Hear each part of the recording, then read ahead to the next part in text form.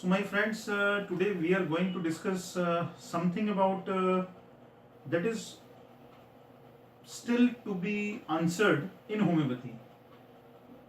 This is for all my students and all the students of homeopathy rather, that what I am presenting today is the scope of homeopathy, because the problems of homeopathy is basically the scope of homeopathy.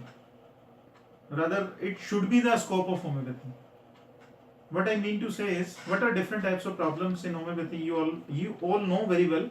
I'll just try to define it. Basically, in homeopathy, we don't know how these remedy acts, how these medicine acts. That is, biomechanics of the medicine is not known.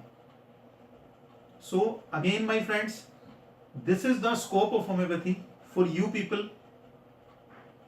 आपके लिए ये scope of homeopathy है. आपने ढूंढना है इस सवाल का जवाब. जब आप होम्योपैथी में कीन लर्नर बनेंगे, कीन स्टूडेंट बनेंगे, तो आप इन सवालों का जवाब ढूंढेंगे, रिसर्च करेंगे, एमडी करेंगे, आगे डीएम भी होने की वाली है, पीएचडीज भी होंगी. तो ये आपके लिए एक सवाल है. Second thing, how these medicines act and where these medicines act. I mean to say is, these homeopathic medicines acts, but how? From where it takes the stimulus?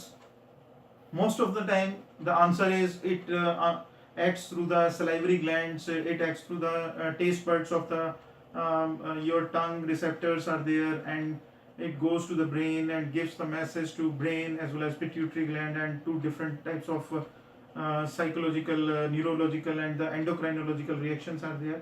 But again, my friends, this is a problem of homeopathy. This question is still to be answered very correctly. So again, this is the scope of homeopathy. This is the job for you people. And again, the third point is where it acts, on which organ or which part of the cell. If I talk about the cellular level, how that particular part or the cell reacts after taking homeopathic medicine. That is the bioreceptivity of the medicines. This is the third problem in homeopathy.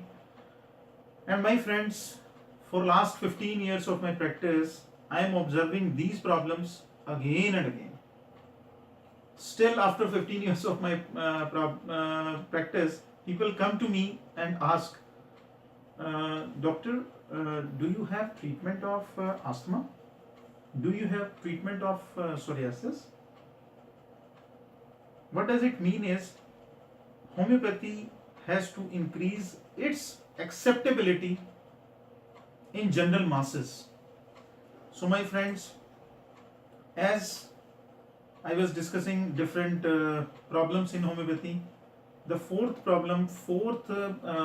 issue that comes to my mind is minuteness of homeopathic drugs. Homeopathic medicines are given in very minimum doses.